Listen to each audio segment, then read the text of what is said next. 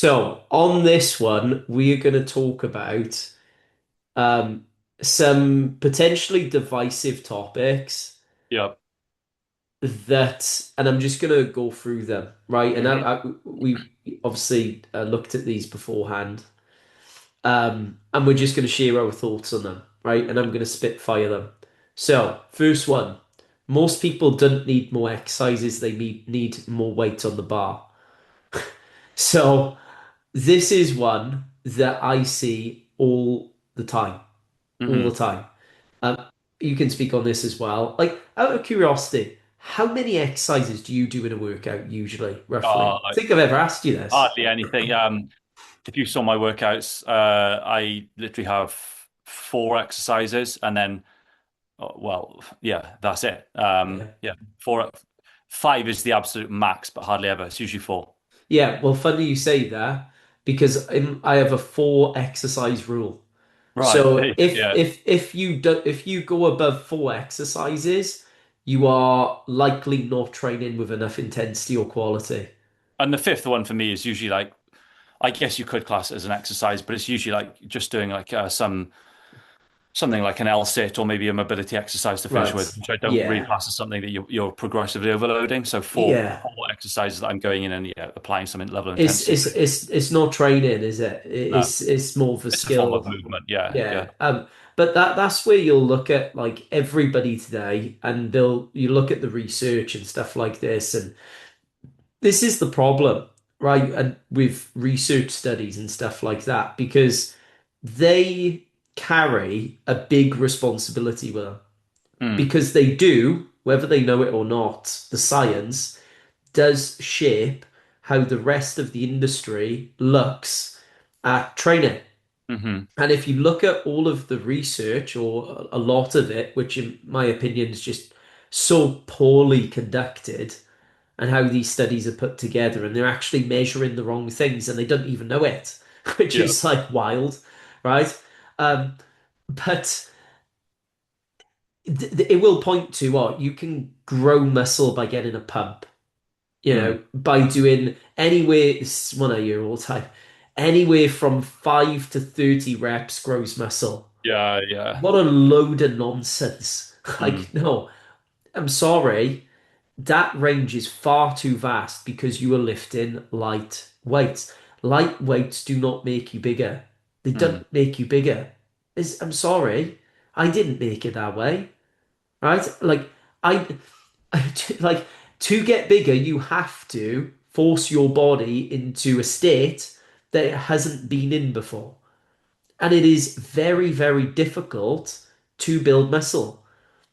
You were going through this. When was it? It was. I know you stopped at the moment because of the neck stuff, but oh, with um, a back squat. with the back squat. Mm. But tell the people what happened when you Oh, went up on your squats and yeah. I mean, messaged me. I sent you a video because I filmed one set from front on, so you could see my face, and my face is like this color, and literally by the third rep, where I was aiming for a set of 3 to 5, by the third rep, my face was, well, it was purple. Veins were like protruding from my neck and my forehead. I looked like something possessed, and I sent it to you, didn't I? And you were like, "Yeah, that's intensity. You can't fake that on a leg press." Yeah, exactly. That's what you just said at the end. Succinctly Mm. put it. Then you cannot fake it. Yeah, You, well, that's what you've that's always told me. Yeah. Yeah, that's the difference. You cannot fake it. You can fake effort on a hack squat. You can Mm. fake effort on a leg press. I've seen it happen. You cannot fake a limit set of five, and if you do, you're going to fail at the safety rails. Yeah. And we know that you haven't given it your all there, right? Sometimes you do give it your all, and of course you fail. Yeah. But as experienced coaches, we know when people aren't giving it their all and they just Mm. come down to the safeties.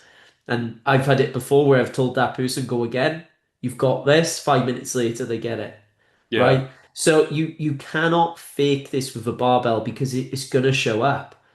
And the problem that we see today is that you've got all of these flawed studies and you've got every other coach jumping on the bandwagon and creating systems out of them. And now you see people doing 7 exercises in a workout, chasing a pump and light weights. And it's not gonna have an effect on your body. And I can tell you that wholeheartedly because I've seen it with, you know, I don't know how many people I've trained with, Mm. and coached, and in my own experience as well. And if anybody's been honest with themselves, they will admit that getting a pump doesn't make you bigger. It doesn't. Yeah. Maybe for 30 minutes and then nothing changes, you know? So yeah, the whole like 6 exercises a workout, I'm sorry. Like if I see that in a program, there's a problem in your system, Yeah. you know? And that's the way that it is. You need enough intensity to make things happen, you know? Mm. Like structural Um, change. Structural change. It's a Mm. big difference between laying bricks in a house Mm. and pumping up a balloon.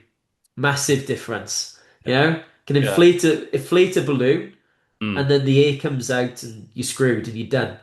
You Yeah. lay bricks in a house, you've got something that lasts, you Hmm. know? So that's the big difference. Anyway, bodybuilding ruined how people think about getting in shape. Do you want to not say bodybuilding, but maybe because I feel like I'm picking a bit then on Right. bodybuilding. Body composition focus You or know my thoughts on that anyway, and I've covered that tons of times on you. yeah. But yeah, body composition focus. Yeah. Mm. Yeah. And like fit fluencers, Yeah. maybe. You know? Go on, you go on the rant on this one because I just ranted there. No, I obviously completely agree with that. I think I wrote about this the other day, but hyper focus on body composition is just a race to the bottom, really.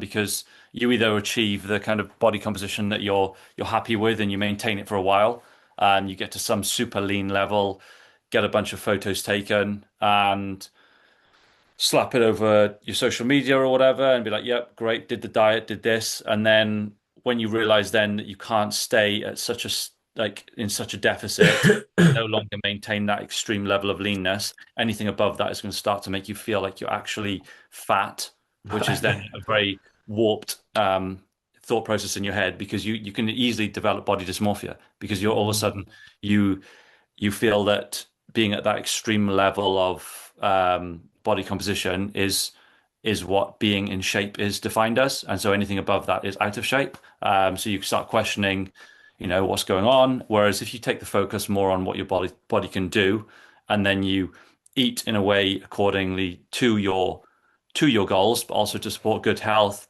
energy, and everything else, then you're going to have the you're going to have the benefit of having a body that can move and perform well, and you'll probably, if you eat within your energy demands, have a body composition that you're more than comfortable with anyway, yeah. without the extreme. Would you we've got a distorted perception on how a normal human body looks, haven't we? Yeah, of course, Because of and a lot social of this media. comes as well from social media stuff and also films. I've seen this posted a lot where you look at films back in like the 80s or 70s or something, and you'd see someone that was classed as in shape, and now someone will go, oh well, yeah, you know, whatever. He looks fluffy in that film. Like you need to be now like dry as anything, 5%. Which let's be honest, no one ever like actors themselves don't sustain that. Yeah, it is wild though when you think about how many people have been stuck in a diet for 3 years, you Mm. know, and Oh, so or the boring. Sorry to cut you off. I mean, I've been there myself, and I used to be hyper focused on it. It'd be like, I'd do a diet to go on holidays or something, and then you come back and you feel so denied from like food that you enjoy eating. You're almost building a shopping list up in your head for when you come back from your holiday, so you can just go and binge on all this stuff. That's what I used to do, and then wow. I'd get to a point where I was like uncomfortable again. I think, oh shit, I need to start a diet again, and it's boring. It gets you nowhere, and it's just yeah. Whenever I have a conversation with someone and they come back from the holiday and they're like, oh yeah, I'm going to get back on the diet. Part of me inside feels sorry because I used to go through that. Thankfully, I've been on the other side for years now. It's just not the way to live your life. I can't remember the last time I dieted into a holiday. Yeah, yeah, yeah. In fact, I don't think I ever have. Mm, I don't think yeah. I don't think. apart from the time I did that photo shoot, which was what, 8 years ago, but that was for a photo shoot. Yeah. I have never in my life dieted for a holiday. Mm. I mean, look, no judgment, right? People that have listening to this and dieted into a holiday, right? Like, like obviously we're all grown adults, we can do what we want. But my perspective is, I think we need a big reality check in Mm. terms of what's actually important in this life. I think all of us need a big reality check. And when I say all of us, I mean on social media, because right now, every other post I see is aimed at looking a certain way. Mm. And it's about abs, it's about all sorts of stuff. Um, it also garners the most attention. And I think, to be honest, it's representative of the mindset that we have in today's society. Like, obviously, this is just my opinion. I'm not saying it's correct, but I do think we live more so now than ever, especially in the West, caring about materialistic things more so now than ever. You Mm. know, money, flash, cars, how ripped am I? What's my status? And we've forgotten what actually matters. Mm. Like, your abs, does it really matter to you that much in getting, you know, I don't know, a single digit body fat percentage, which by the way is extremely difficult to do. Like, Yeah. you look on a true DEXA scan. Yeah. Um, Most people who say they're 10% are nowhere near 10%. yeah, Nowhere exactly. cares. Cares anyway. Okay. It's like, do your abs mean that much to you Mm. to where you're willing to sacrifice your lifestyle, your performance, and your relationships with people? Mm. Because let's be honest, for the vast majority of people, if you're at a healthy body fat percentage, most people aren't going to have a rippling six pack. Yeah. Now, there are the freaks out there that will, right? Mm. And you see them, they're at their optimal body weight and their healthiest body fat percentage, and somehow they've just got a six pack there, right? But that's Mm. because they're genetic freaks and Yeah. It they've just got depends where you store body fat and stuff as well. exactly, yeah, where you store body fat, how much muscle mass you're naturally born with Mm. as well. How susceptible you are to put on muscle mass, all those things. But for the majority of people, you are not gonna if you're at your healthy weight, you Mm. are not gonna have a rippling six pack. Now, you need to get over that. Mm. Yeah, you need to get over that, right? Like there is more to life than your rippling abs. Yeah. You know, there's a life out there that's to be lived. Well, when And I was yeah, last week when I was training, I wrote about this the other day, but when I was training on the football pitch, there was a guy there. He was walking his dog with his wife, and twice he passed me. And he came up to me after the first session. He saw me doing sprinting, and then I was cooling down and stuff, and just doing some mobility stuff. And yeah, he saw me doing like reverse Nordics and things. He's like, God, he's like, what do you train for and all this? And I just said, I'm in my 40s now. I play football. I also want to maintain a level of athleticism. Like at no point did he say to me, well, don't you wish you had bigger arms or a big pumped up chest? You know, like I, I, that is never going to be like it's never been a priority for me. And I even throughout my years when I like worked at the old gym we used to work out, I used to get called noodle arms because like I never trained my arms. I don't have big arms, and I can assure you, um, no one in their like their 60s, 70s is going to think, God, I can't move very well and I can no longer play like tennis and sport I want to, but my God, am I so glad that I don't have that, but I've got this massive chest and arms.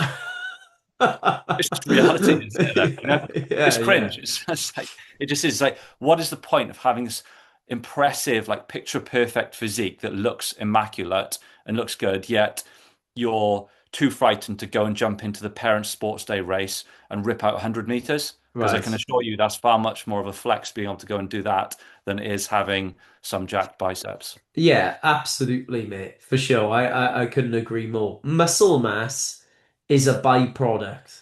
Yeah, It's not something in our view of things.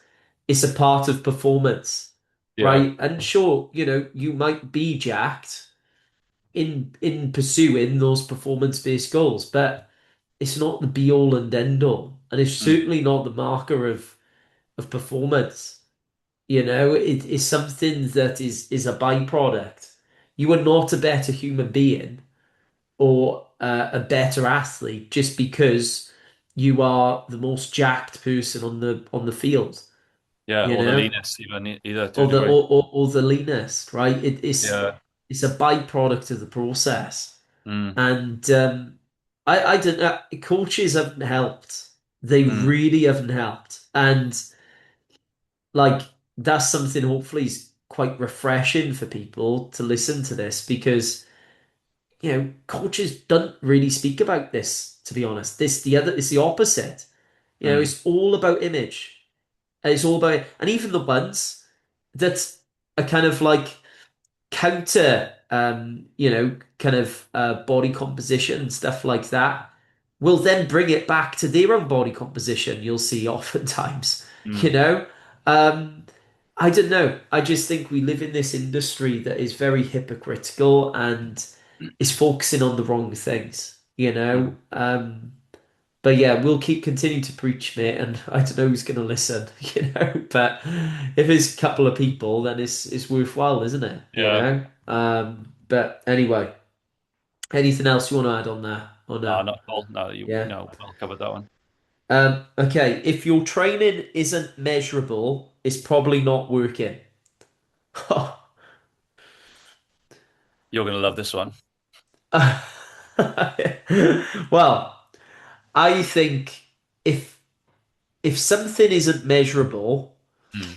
it is not training to begin with, Mm.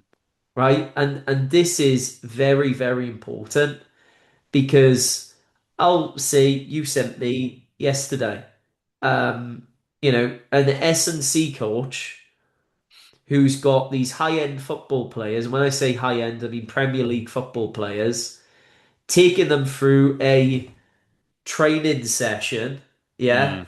in quotations, and he's got them doing football drills, Mm. right?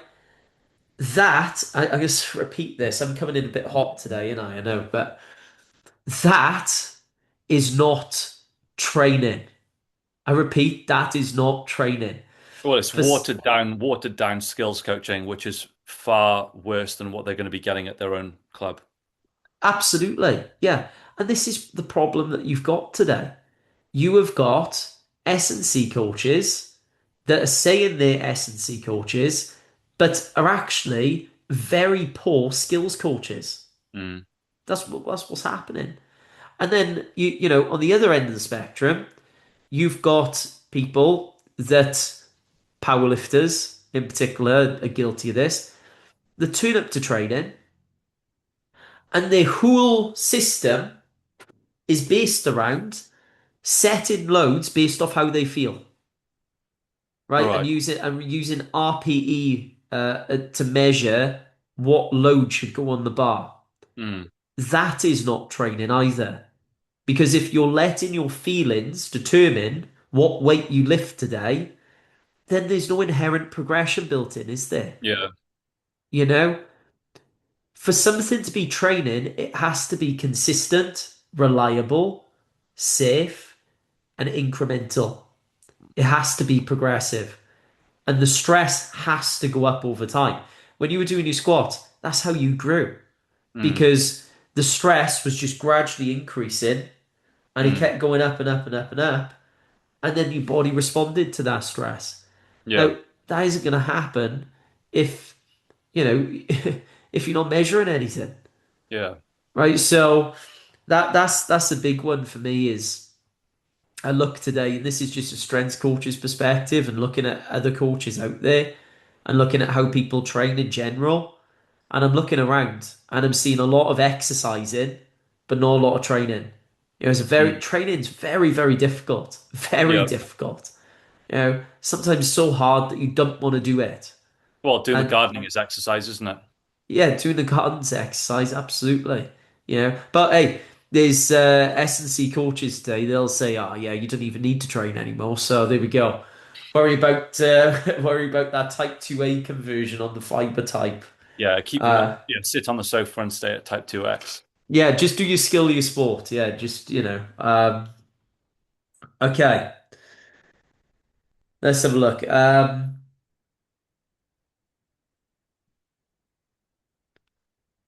Oof. Most online fitness advice is designed to keep you dependent. Go on, I had a rant then. It's your turn. Um, Otherwise, I look like the bad guy going all on. right.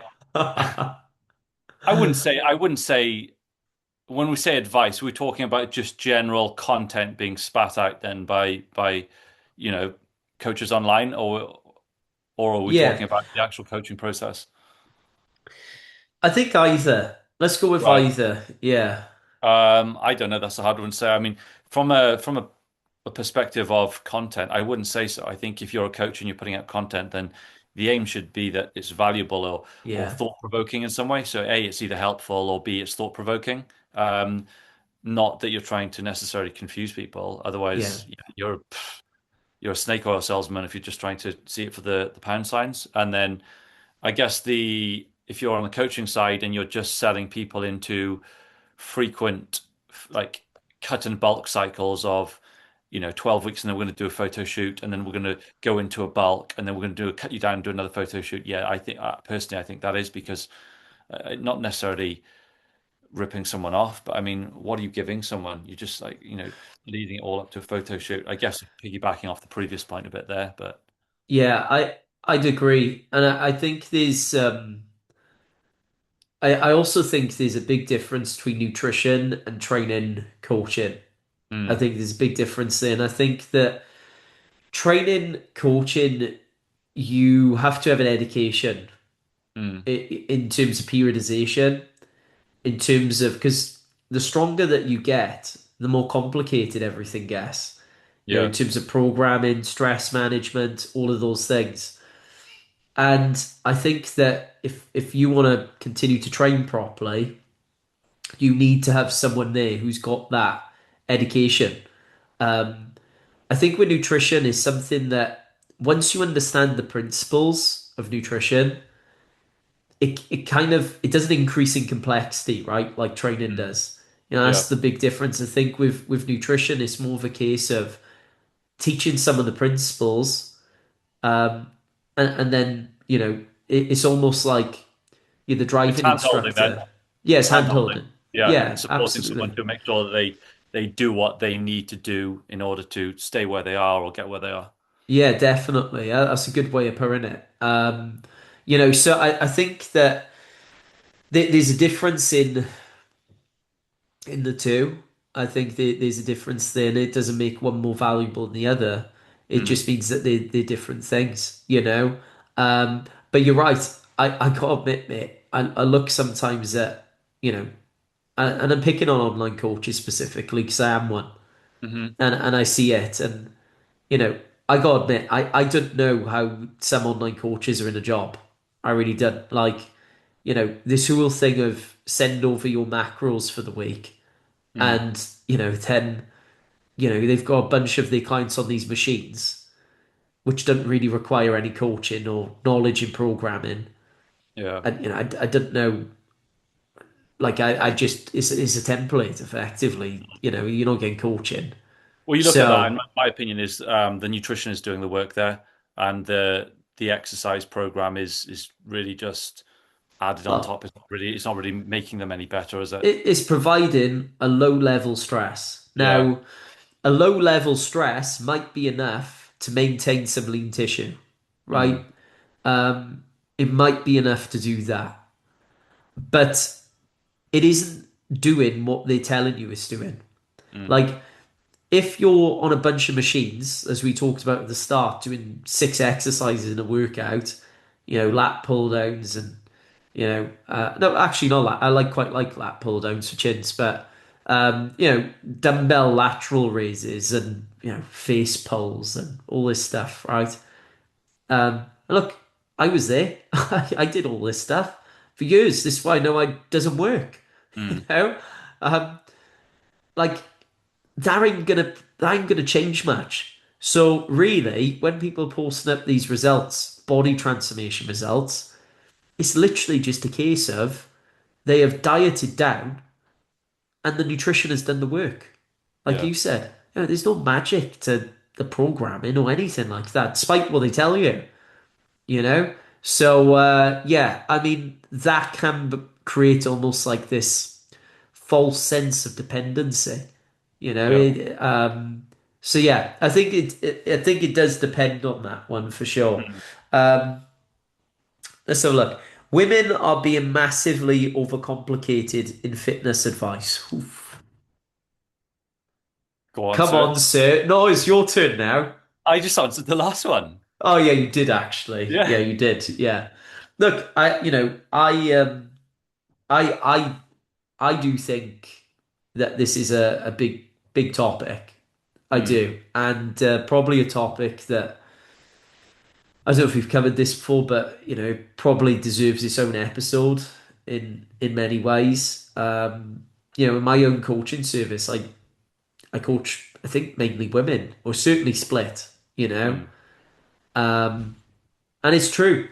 I mean, look, when you get into this, you go on these business courses because you don't know how to run a business, right? And I look back on my experience in doing that, and look, there were some things that benefited me. It wasn't all bad, right? Like Mm. it taught me how to run a business, like how to set up my work day and some basic things like that. But there's also a lot of negatives in there too, Mm. and looking back, you realize how many negatives there actually were. And one of the things that they will teach you when you get into this is finding your niche. Right now, this is commonplace in most businesses, finding your niche. The problem is when people use that niche to target a specific audience and manipulate them when what they're selling doesn't necessarily align with the truth, Mm. right? So you can have a niche, absolutely, but are you telling the truth? And I think women in particular have become a niche, toning, sculpting, all of those things. Yeah. Yeah. How you tone the muscle, long, lean muscles, right? Like that guy on the catwalk, he was training catwalk models, saying that, you can Don't do make it. this. You make your Yeah, waist bigger. Don't do that. You need to do this. Yeah, I know. it's just insane. Yeah. So, sure, look, men and women have been targeted in various ways, but man, I look at like what women have had to deal with, and it's just it's not good. And Mm. the latest one is the booty ones. They're the latest ones. So, Grow your glutes. all right. Okay. Grow your, and they'll give them 15 million exercises on how to grow their glutes, Yeah. right? But you'll see a Bulgarian split squat, hip thrust, all They're the these classics things. of it.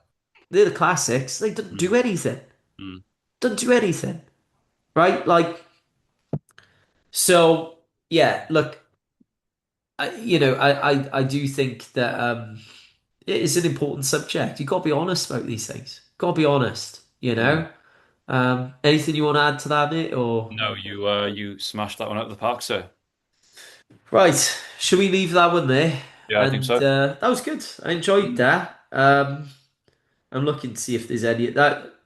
Maybe we can save some of the other topics for another time. But Yeah. no, I enjoyed that. I feel like I got a lot off my chest there. Yeah, I you did feel, it. Yeah, I can see you cleared off. Yeah, you definitely seem lighter now than when we started. yeah, I feel lighter. I feel Yeah. good. That's why Yeah. I feel good. Yeah. Anyway, do you want to see us out? Yeah, why not? Guys, I hope you've enjoyed this episode. And if you have, please leave a rating and review for us. We would value that very highly. And subscribe, and we'll catch you in the next episode.